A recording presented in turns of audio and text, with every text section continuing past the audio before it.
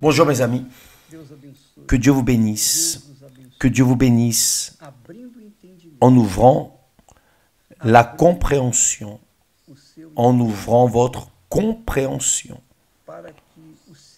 pour que votre compréhension vienne instruire votre âme, pour que votre âme vienne avoir le plaisir de vivre la vie abondante que Dieu a créée dans votre corps. D'accord? Faites attention. Dieu est esprit, c'est-à-dire Dieu est sagesse. Dieu est sagesse. Dieu est connaissance. Mais il a une âme, vous saviez? Vous saviez que Dieu a une âme? Je vais même enlever ici les commentaires, les désactiver pour ne pas être distrait. Voyez bien, Dieu a une âme. Le plaisir que nous avons dans les choses, dans les nourritures, par exemple, lorsque nous mangeons un bon repas, cette saveur de la nourriture dans laquelle nous prenons plaisir dans la bouche, c'est l'âme qui ressent le plaisir. C'est intéressant, n'est-ce pas? Le plaisir d'être avec votre famille, avec votre époux, votre épouse, tout dans l'ordre, la discipline, l'harmonie de tout ce que Dieu a créé. Avoir votre famille, votre foyer, votre endroit de paix, mangeant le pain de la paix, le pain des anges quotidiennement, cela amène un plaisir immense à qui? À l'âme. Donc, lorsque vous embrassez une personne et qu'il y a cette réciprocité, ce plaisir d'embrasser cette personne, une fille, un fils, un père, une mère, quelqu'un, lorsque vous embrassez quelqu'un que vous aimez, et vice-versa, vous sentez un plaisir en cela, n'est-ce pas? L'acte conjugal est un plaisir aussi que Dieu a donné à l'être humain.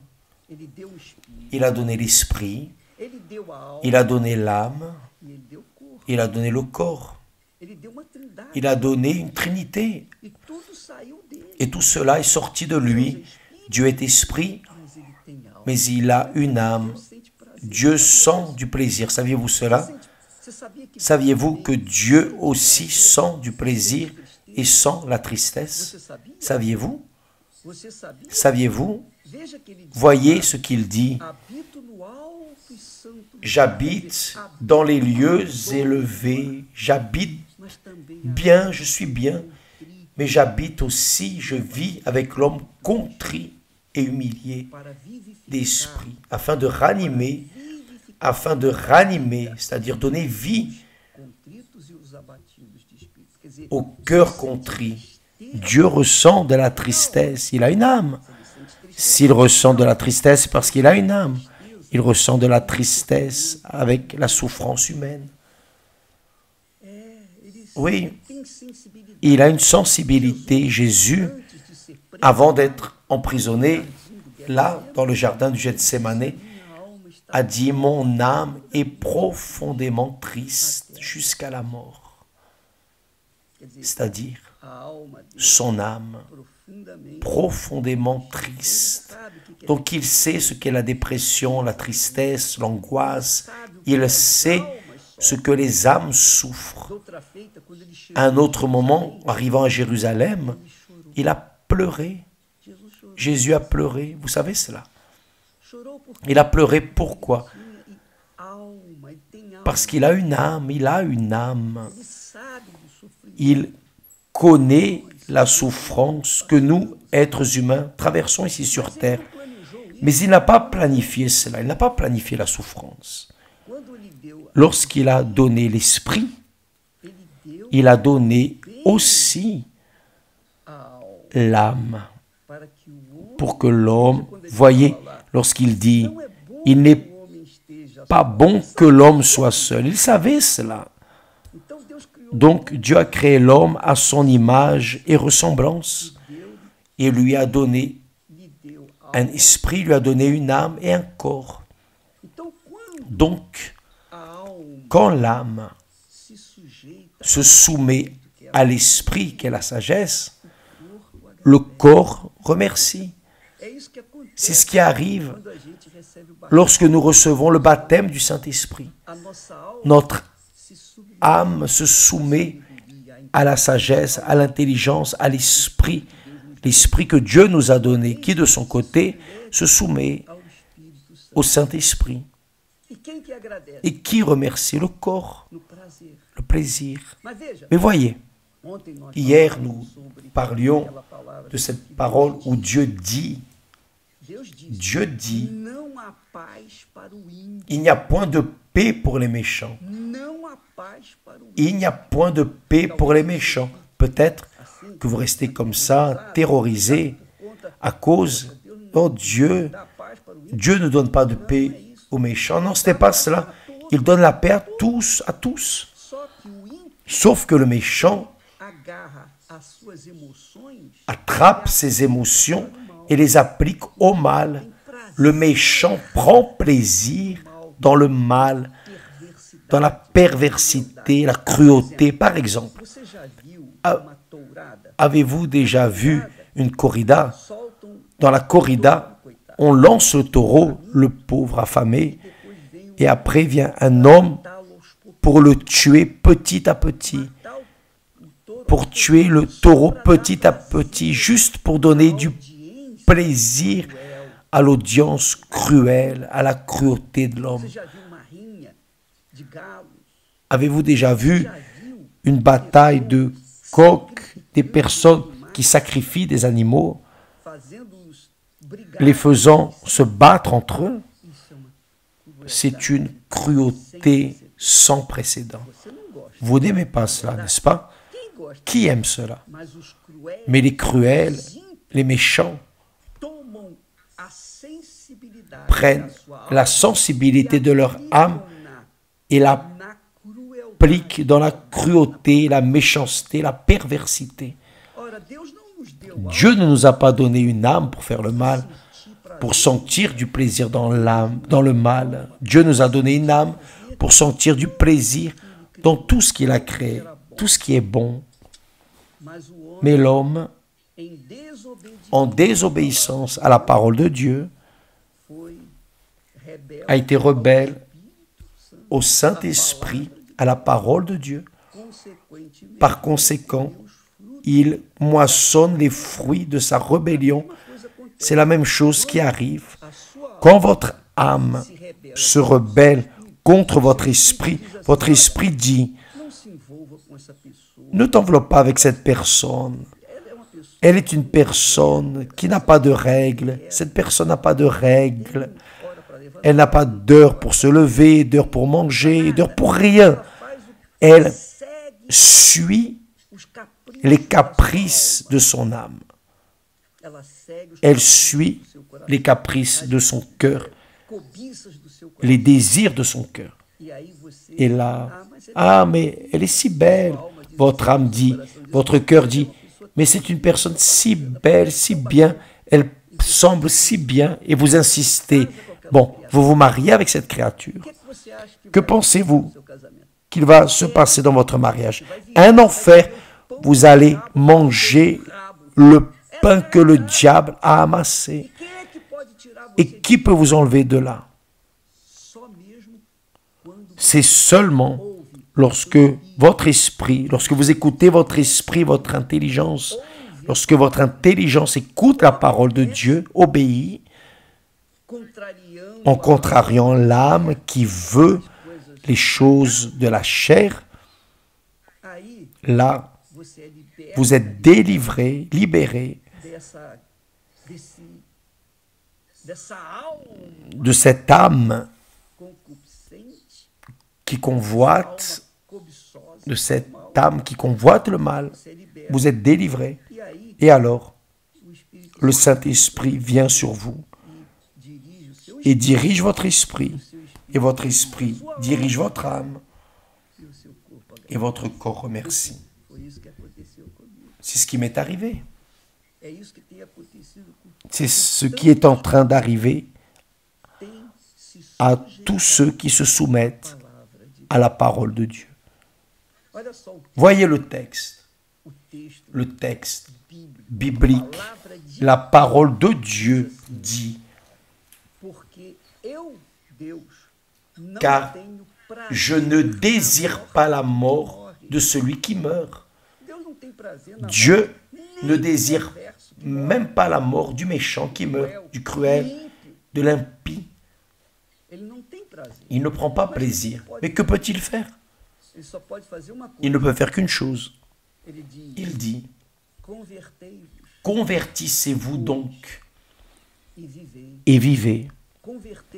Convertissez-vous. Se convertir, c'est vous allez dans la direction du nord, vous faites un demi-tour et vous commencez à aller en direction du sud ou vice-versa. Vous allez d'un côté, vous faites un demi-tour et vous allez de l'autre côté. C'est-à-dire, vous allez dans le chemin du mal, vous savez que vous allez dans le chemin du mal, mais vous vous convertissez. Non, la parole de Dieu dit de ne pas aller dans ce chemin. Donc je vais revenir et aller dans le chemin du bien. C'est votre tête, votre intelligence, votre intellect qui dit cela. Votre pensée, cette pensée, c'est elle qui combine avec la pensée de Dieu. Lorsque vous vous convertissez, là oui, vous commencez à vivre parce que votre âme reste soumise à l'intelligence divine et par conséquent, le corps va remercier. Avez-vous compris? Comprenez-vous l'équation de la foi? L'équation de Dieu? C'est ce qu'il veut pour vous. Il n'a pas créé toute sa grandeur, beauté de la nature. Il n'a pas créé les animaux. Il n'a rien créé pour nous apporter un préjudice ou de la tristesse. Non, il n'a créé que ce qui est bon. Tout ce qu'il a fait était bon, a été bon et est bon. Mais malheureusement, la cupidité de l'âme de la personne qui ne pense pas comme Dieu pense finit par l'amener à la mort et une mort éternelle. C'est la réalité. Donc, mes amis, pensez, méditez, raisonnez, utilisez votre pensée en accord avec les pensées de Dieu. Non en accord avec mes pensées ou les pensées de l'Église universelle. Non, utilisez votre tête, votre pensée en accord avec les pensées de la Sainte Écriture, de la Bible sacrée. D'ailleurs, dans notre Bible, la Bible que l'Église a adoptée, la fidèle, cette Bible est peut-être un peu difficile pour vous de lire, mais nous avons nos commentaires qui expliquent beaucoup de choses, qui vont vous aider à comprendre la parole de Dieu. Lisez la Bible, mes amis, et elle va vous enseigner, elle va vous guider dans le chemin de la vie. Voyez ce que Dieu dit ici, en Proverbe. C'est trop. Il est dit, Proverbe, laissez-moi ouvrir ici et vous lire Proverbe, chapitre 18 et verset 2, il est dit, voyez comme c'est intéressant, quelle chose magnifique, il est dit,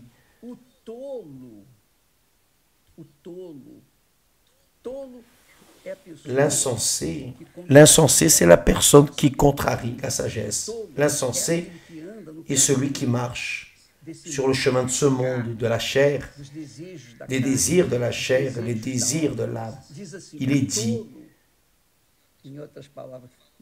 je vais parler de manière claire, l'insensé, La personne qui est insensée, ce n'est pas à l'intelligence que l'insensé prend plaisir. Vous saviez cela? C'est là. Ce n'est pas à l'intelligence que l'insensé prend plaisir. Qu'est-ce que l'intelligence? La parole de Dieu. Seule la parole de Dieu est intelligente. La parole du monde, de l'homme, ne vaut rien. Seule la parole de Dieu est intelligente. Ce n'est pas à l'intelligence que l'insensé prend plaisir. C'est à la manifestation de ses pensées. Le cœur, c'est l'âme. Le cœur, c'est le symbole de l'âme. Ce n'est pas à l'intelligence que l'insensé prend plaisir.